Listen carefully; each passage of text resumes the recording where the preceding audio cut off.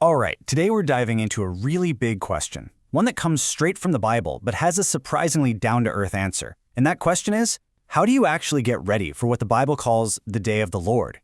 The Bible talks about this not as some distant, maybe in the future idea, but as something that's on its way. And that makes the question really personal, doesn't it? Are you ready?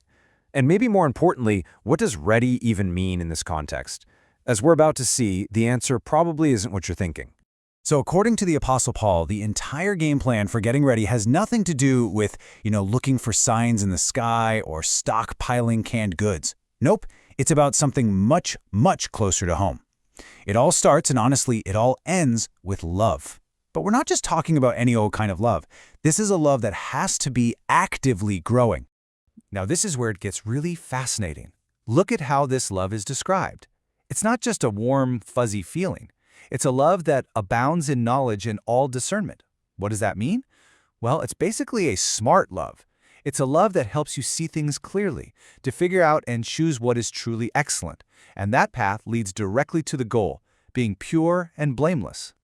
So you can see the progression, right? It's a really clear, logical path. First, your love gets smarter, more insightful.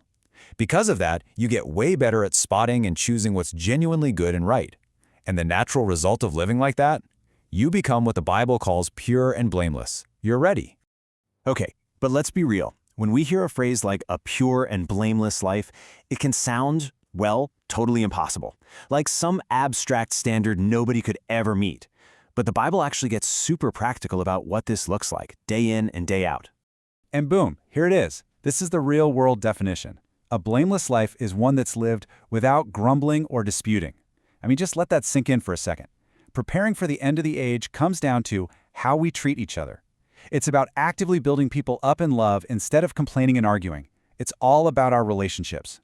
This verse just nails the cause and effect. The prayer isn't, hey, Lord, just zap us and make us blameless. No, it's, Lord, make us overflow with love. Why? Because that overflowing love is the very thing that establishes our hearts in blamelessness.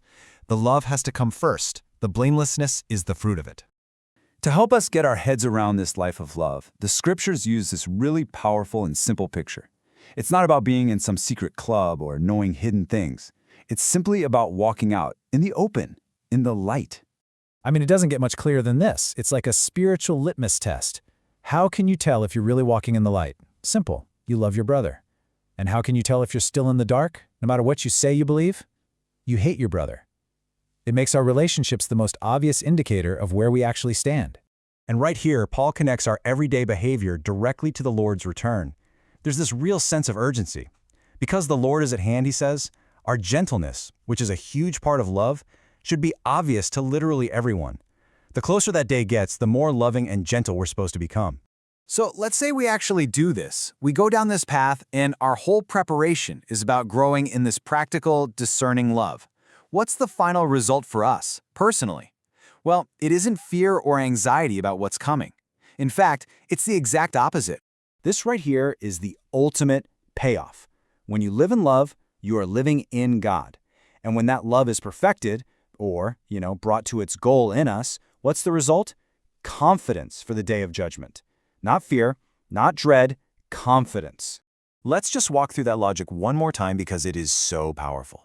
If God is love and you are living a life that is all about love, then you are living in sync with God. You're abiding in Him.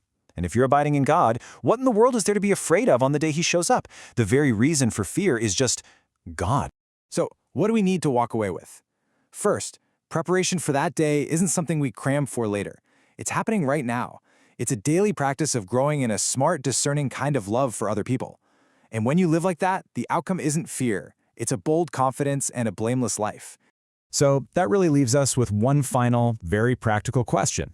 If this whole idea of preparation is built on love, on gentleness, on not grumbling, and on building others up, what is one simple, concrete thing you can do to prepare in your relationships right now, today?